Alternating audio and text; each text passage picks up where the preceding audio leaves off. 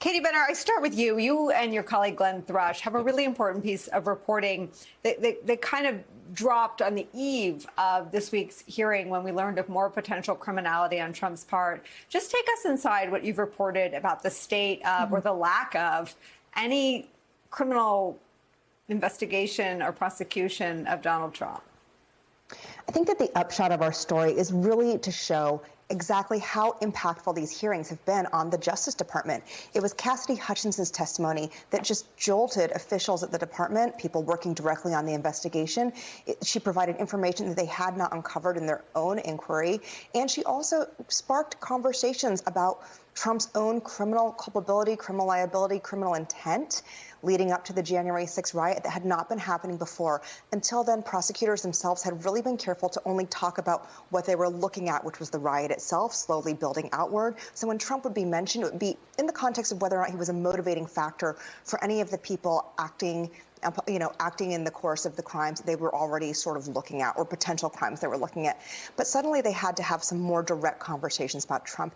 While Hutchinson's possibly the most visible, the most obvious example of this because her testimony was so electrifying, I think it's safe to say that the committee has been uncovering evidence at a rapid clip and that the department is incredibly interested in it, as you can see from the back and forth squabble that's been going on about the transcripts of witnesses who've spoken to Congress, and the fact that the Justice Department very much wants that information as it proceeds.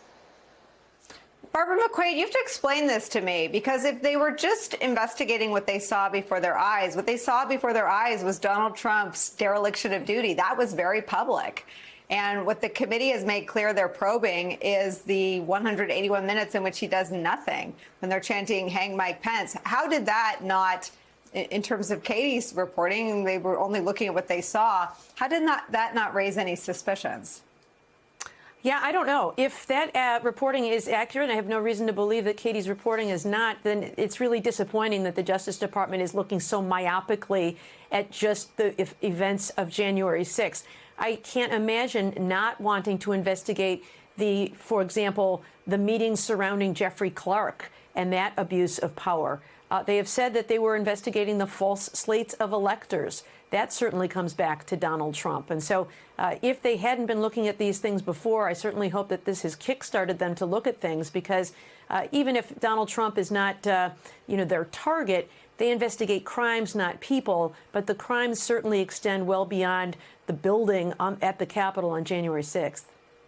Well, and Carol Leonnig, as your great book and other bodies of reporting have pointed out, there was no aspect of the plot to overturn the election that didn't have Donald Trump as the architect and the spokesperson. No aspect of it. The fake electors were invited and tweeted at and taunted at through Twitter by Trump. The efforts to seize voting machines was a meeting convened by Trump. He's at the center of everything that happens.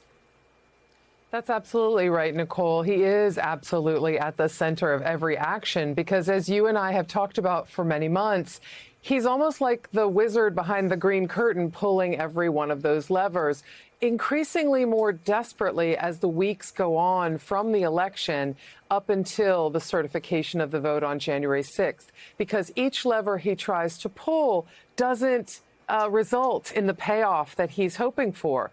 First it's let's just get Georgia to tell people that the election was fraudulent and needs to be investigated. Let's get my acting attorney general to just say that it was corrupt and I'll take it from there. Let's get an executive order rolling so we'll seize voting machines, the subject of that off the hook, unhinged December 18th meeting in the Oval Office.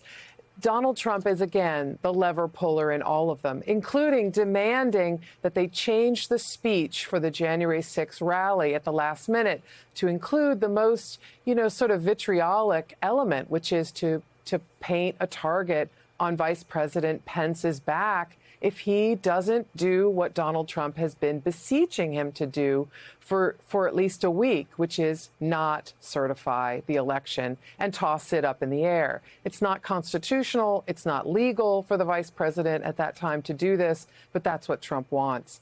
As for the investigation of by the Justice Department, I think there's a lot more to it that we don't see right now, and I hope we'll be reporting in the near term that there'll be good reporting. And Katie's has been amazing, of course, but I think there's more to it than what we see, and that is not hopeful, and that is not negative or speculative. It's just my informed. It's my informed sense that there's more to it. It sounds like there's some reporting underway. Is there anything else you can tell us? Or let me ask a specific question. Do you have reason to believe that Katie's reporting makes very clear that what has accelerated is the reporting into the fake elector scheme? And the reason it goes as high as Jeffrey Clark, who was at DOJ, and John Eastman, who was a regular in the West Wing, is because the fake electors plot is very much under criminal investigation by DOJ. Do you have evidence that something other than that is under scrutiny by DOJ, Carol? You know what? I think I'll answer the question this way, which is that the Department of Justice is exactly as Katie describes, watching this hearing with on tenterhooks, to be fair, because they want to see, what do we not know? What do we not have? And they've found a few of those things. They remain keenly interested in the things that come up through that testimony, and yet they have their own bundle of fun that they're looking through themselves. So I would just say stay tuned. I think there's going to be more.